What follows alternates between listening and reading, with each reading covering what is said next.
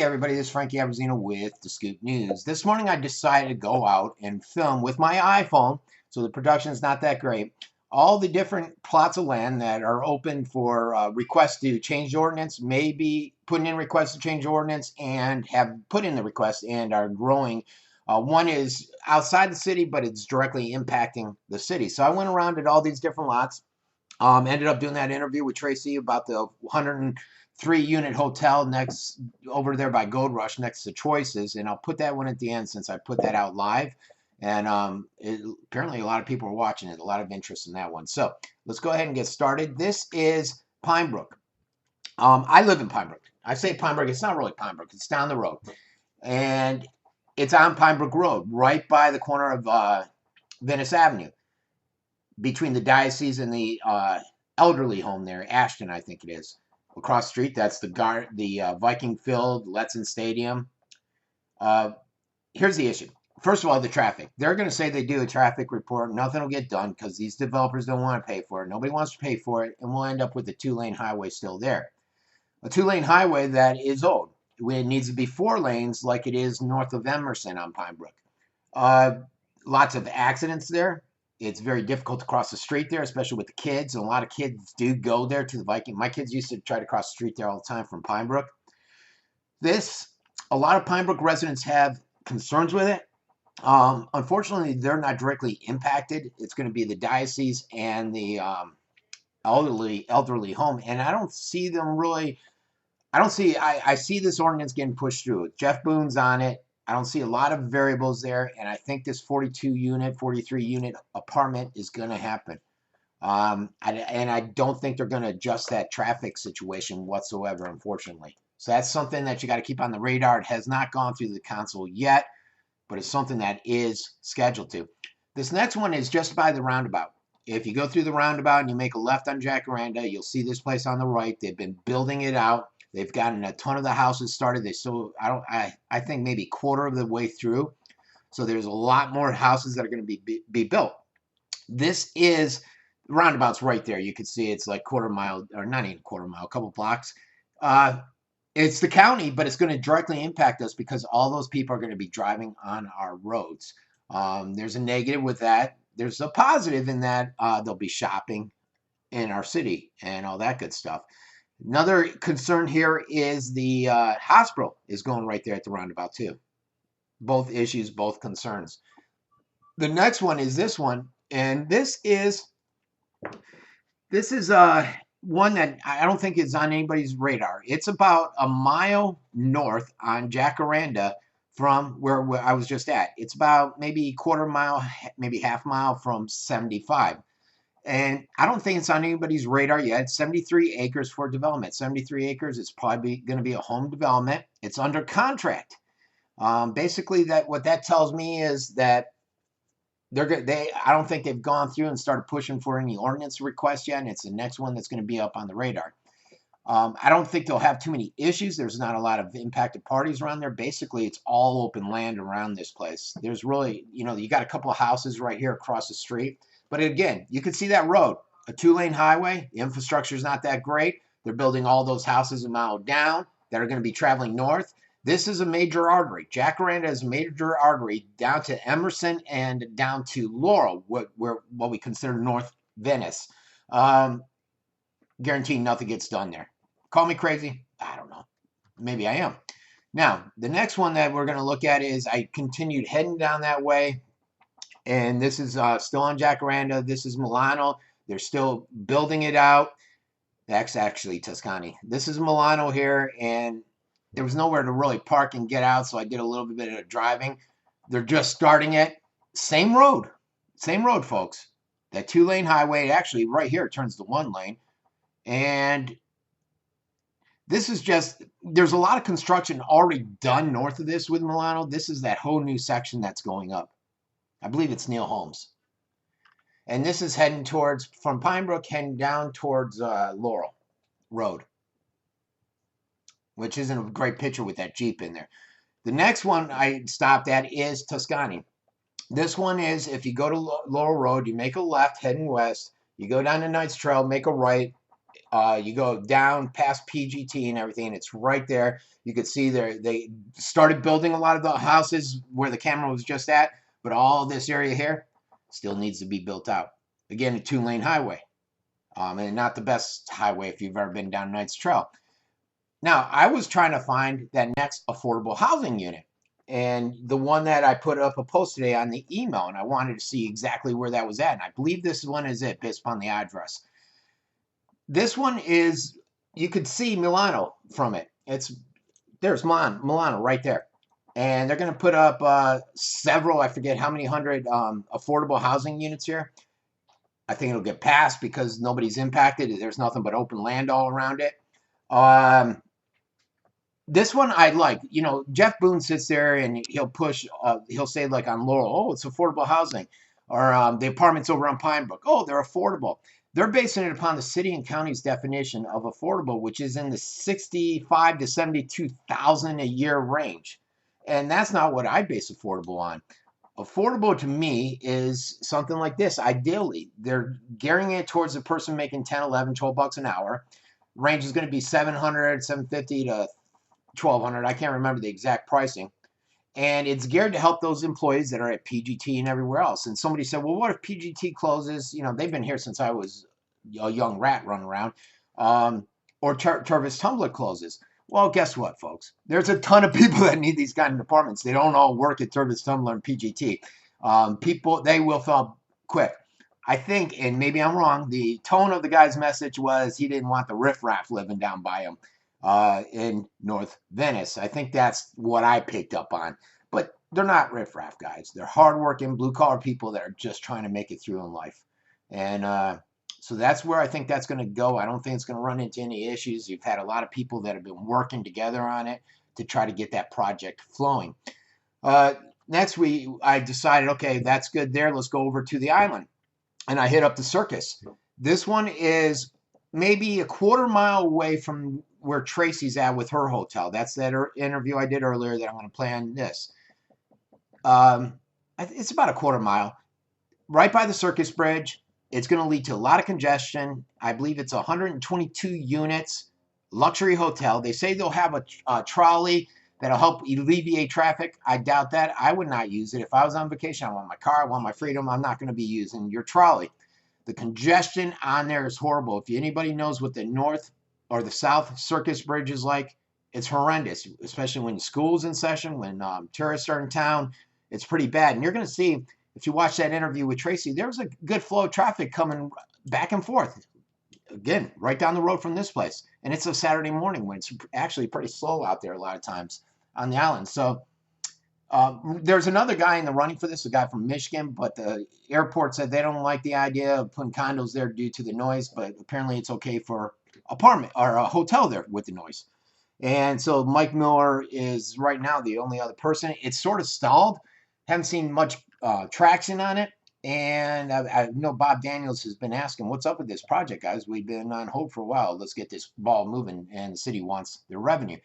The next one is this. This is the post office. This is the one where John Hollick basically came in. He said, you know, this is a valuable piece of property. Let's get rid of it. And, you know, Gates said, I don't like the trucks. They look so ugly. It's embarrassing to the tourists that we have these trucks. Really, Gates? So this is prime property. I don't know where he's going. He has in his head that he's going to be able to get rid of this without any cash exchanging hands. The other thing is, and I'm going to stop it for a sec. Okay, no, I keep going. And then the other thing is they plan on putting a 1920s replica hotel that used to be there on that property or office buildings. They're not sure if this deal goes through. I can tell you the deal that the post office countered with a few months ago in a letter basically said, look, we don't want to sell, and we're going to make this so freaking crazy that you'd be nuts to go for it. And John might just be nuts to go for that. Now, this is, I'm going to turn the camera because this is also where they're putting in that new financial services building that the Planning Commission said, yeah, it sounds good. I think it's Pickering Financial or something. We're going to lose 20 spaces between this post office and the bank. And I'm going to make a turn there in a second to show it, hopefully. And basically, you lose 20 spaces, which are really valuable now. I can tell you the trolley was driving around. I think it passes here in a minute. I didn't see anybody on it, and there was no parking. Right here is where the Pickering Financial is going to go. And I didn't see anybody on that trolley again. And I'm telling you, parking was a premium. I had a hard time grabbing that one at the bank. And cars were driving everywhere trying to find a spot. All right, so then this is my last one before Tracy. I went out to the Cactus. Is it the Cactus? It used to be, what was it? Pineapples. It's gone through a bunch of different names. Right now, the last bit I heard was anonymous that wanted to turn it into a boutique type hotel. We haven't heard much from him. That contact in a few months. Right now, they're gearing it towards either being a hotel or a condo. Obviously, a very busy area of the town. Mike Miller, just on the other side of that, or by the condos there, is building a few homes, and that's going to bring some congestion. So right there, that's a huge area, but we're probably going to see something happen there too, folks. And I was driving all over the place today. Now, that's it with those, and I'm going to go into the report in just a second. One thing I noted, we didn't note in this next slip. This is Tracy, and hopefully we'll have volume. And she basically, I interview her. It's pretty emotional. She starts to cry at the end a little bit, and she basically lost all the value in her home from this deal. Lost all of her privacy. They're planning on putting up a 4-story building, 103-unit hotel with a bar, with a pool, with a restaurant. And then across the street where they own that property, they plan on putting up a garage for parking. So let's go ahead and hopefully let's listen to Tracy here and see what she has to say. I'm going to be doing an interview with Tracy Atkins, and she's a resident of the island of Venice for 37 years. She just found out that they're going to build a 103-unit hotel directly adjacent to her house, and she's pretty upset. It's amazing some of the stuff she's going to be that's going to happen to her, and some financial hardship she's going to suffer. So we're going to talk to Tracy right now, and this is why I tell everyone, you need to be active, even if it's not your house today, it's not your backyard today, it might be your tomorrow. Tracy, how are you today? Good, thank you. All right, so you just found out about a hotel here. They sent around these notes. I went to the city. City said they didn't have anything, and it came out that they actually were talking to these people for a while. What are your feelings? First of all, what are your feelings on putting the hotel here and privacy aspect and all that stuff? Let's go there. Well, the privacy aspect is our biggest concern and issue here for the people that are having this hotel built behind them. We are directly behind the hotel. They are proposing a 6-foot fence and a 45-foot hotel. So we are literally getting no privacy. They did say that they would be putting up some new trees, but we all know that trees don't go that high, so we're not going to have any privacy. Like, I'm never going to be able to eat dinner with my husband on the back porch without somebody watching me. I'm never, ever going to be able to open my curtains to my bedroom without somebody looking down into my bedroom. Our children aren't going to be able to swim in the pool. And they're cutting all these trees down too? That's the proposal. They're cutting all of these trees down. We are mostly concerned should not be cut down because they're grand trees. Are they going to have a, what do they call it, an arborist? Well, there was going to be we asked for a tree study. There was a letter written to the mayor by one of our concerned neighbors, and his response was just simply, "Thanks for your letter." Yeah, so we don't know. Yeah, so we don't know. We've asked for it, but we don't know. All right, now another concern, this is a pretty thin, narrow piece of land, yes. And I'm assuming it's going to be long. I'm assuming the front's going to be facing this street here. Right.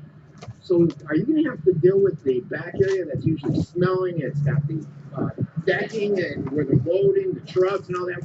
What do you deal with there? Absolutely. Right here behind Kevin O'Toole's house is where the dumpster is going to go. Okay. And then my house is down a few, and that's where the loading dock is going to go. They've proposed a parking lot go in the back, so we're going to have car doors slamming at all hours of the day and night. We're going to have security lights, in probably our backyard. They're also going to be putting a wrap-through driveway here as well in front All right, so you can be dealing with honking, all that crazy stuff. The dock, the smell. Yes.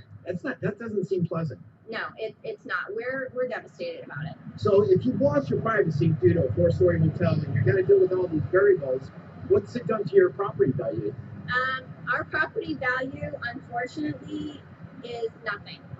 When we first heard about this, now Frank, I've lived on this island since 1980. 37 years I've lived here, and I don't want to leave this island. This is my home. I grew up here. We went to school together here. But once we found out about this and knowing how the city works, we put our house up for sale. Listed it for the 6 months. Once we did that, we had people interested in our home who doesn't want to live on the island. But once they found out that this hotel was coming here, no offers came through after that. So our realtor literally told us, we own swampland on the island. My house is worth nothing. So you got your realtor telling you your house, you basically are financially, and I can imagine that would hurt anybody. And I know you've known each other for years, yeah. High school. It's got to be a financial hardship for you. And didn't you just buy your house from your mother? Yeah, but you've always lived here with Kevin. I've lived here, yes. My ex-husband and I lived here since the late 80s. So we've lived in this particular neighborhood for a long time. So yeah, it's devastating to know that I have a house on this island that is worth nothing, you know. And like I said, I don't want to move, but I don't want my privacy stripped from me. My comfort level of life is being taken from us. Now, what happened when you talked to the developers and they met you over here at Emmanuel? Because you told me something they said basically, and I wanted you to communicate that. If you said, hey, I don't want the hotel there, what did they tell you could do? Sure. One of the neighbors over here that's going to have a parking garage behind her, she stood up and said, what can we do to stop this? And one of the men up there started laughing at her and said, well, you can buy it. And her response was, we're retired people, we're working people, we can't buy this even if we pooled our money. And he laughed at her and said, oh, well, I guess you'll just have to deal with it then. Yeah. You got to love the developers, huh? Yeah. Now, the other issue, too, which my heart goes out to you guys, is I referred you guys to Dan Lobeck. He's one of the primary people out there fighting for rights with Control Girls of Sarasota. But he's expensive, and you guys just don't have a lot of money, so you can't really get a high-quality attorney to go out and fight this battle for you, can you? No, we really can't. Even if we pool our money together, I mean, my neighbors are retired. They're older people. You know, I'm a preschool teacher. We don't have the money to fight this force. You know, we're basically being bullied at this point. We don't have any say. Yeah, and based upon the letter I saw when somebody wrote the city council, I think it was a member of their team, they basically said, hey, we were guaranteed that this was going to go through, and it was just a formality. Yeah. Well, if you go to the city and ask questions like I have, like Kevin has, like our other neighbors have, they tell you they don't know anything. They told me that, yet I found out that you had several meetings with these guys. Yes. Amazing. Yeah, you got to love the transparency. Now, the other thing is, we've been sitting here for a while, and there's been a lot of traffic, and I just left the Circus Bridge. Now, it's Saturday morning, guys, and I can tell you, during the week, it's even more congested. You've seen a lot of cars come back and forth. High school, is that an issue? Are they going to do a traffic study, and do you think it'll be even worth it? Well, that was brought up at the meeting, and, you know, I asked, when are you doing this traffic study? Are you going to do it in August when it's convenient for you, or are you going to do it in February when we are backed up here? I mean, if the bridge goes up, we're backed up past here. High school traffic is crazy. Just the general day, everybody going back and forth to work. Then you add in 103 rooms here, Frank, and you add in 3 shifts of staff. I mean, and a bar and a restaurant. And a bar and a restaurant, you're going to have crazy traffic here. I mean, I've had to sit just to get out of our road 5-10 minutes sometimes just to get out of here. I can't imagine with a parking lot over here and parking here how long it's going to take. Yeah, one of my biggest concerns is whenever they do these, I never see, they say they do traffic studies, but they never adjust the traffic flow or the infrastructure. Right. And you're stuck with the same infrastructure, but an increase in the amount of people there. Let's walk towards Kevin's house and give these guys a feel for what we're looking at. Now this, they bought both pieces in the parking lot over there, right? All right, some wind. Wind was a variable there, apparently. Basically, where I just turned the camera, that's where the two-story garage is going to be. They believe it's a two-story because they said a garage for all the parking. And then we went behind her house, and you can see her house just basically abuts right up to it. The rest of the video, if you want to see it all, is actually on my Scoop News page. So, I've said it once, I've said it twice, I've said it 100 times. When I went up to Celery Field, and basically somebody asked me, why are you up here? You're Venice. What do you care? Well, A, I'm the Scoop. I cover all Sarasota County, but B, I care because if I'm if I'm just gonna wait for when it comes and hits my backyard, guess what, guys? We're gonna lose every single battle. You need people involved all the time, every aspect. It may not be your house right here on Pinebrook, but guess what? When you don't show up and there's very few voices, the city council, the leaders, the Jeff Boone, aggressive growth people of the world are going to think, well, we can continue to do this. And they're going to continue to walk all over people. And that's why I encourage people to go to Control Growth Now. There's Venice for Responsible Growth. There's different groups out there. And you just can't be active. You just can't wake up when it's impacting you. You have to be awake and active all the time in every aspect. Would it kill you to go down and stand at Celery Field for an hour? Would it kill you to go down and say something to the city council? Would it kill you to write an email? Unfortunately, I could tell you that I'm surprised. Tracy's video when we were just watching, I think it was 2,700 in 3 hours, which is impressive for this subject matter. Normally, I only get a few hundred when I talk about growth and development. We don't get in the thousands. I get a guy eating flapjacks in the middle of the road, I get in the thousands. Call crazy. But you really got to be more interested. You got to get more involved. Most of the people involved are the elderly, the retired, and that's why they get a lot of the stuff they want within the city. Everybody always says, oh, the city of Venice is geared towards the elderly. That's because they're active. Get active, folks. Bottom line, get active out there. I can't do it alone. We can't do it alone. We need everybody in there as a group. All right, everybody. This has been Frankie Abbruzzino. Hopefully this perspective has given you insight. My idea was, and I wish I had better equipment to film it, versus an iPhone, trying to loop it all together. It's horrible.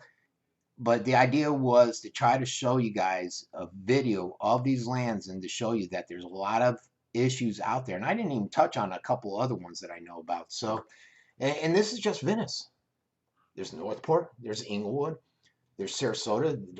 Neil just bought that, $20 million on that one huge property out by Clark. A lot of property, folks. All right, everybody have a great weekend. This has been Frankie Abbruzzino and with the Scoop News.